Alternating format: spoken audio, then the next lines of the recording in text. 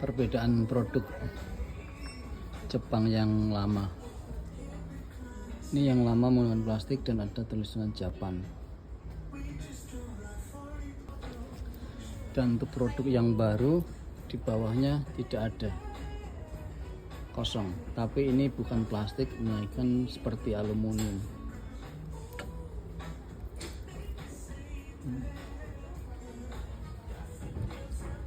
Untuk harga ini udah mantap, Saber Pro.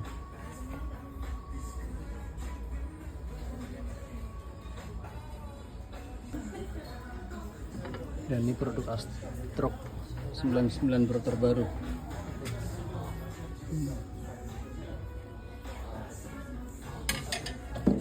Bawahnya udah berubah semua, tapi ini asli produk Jepang. Ada hologramnya, ada tanda S nya ini. Ito ang mga Astrox 100 pure. Meron.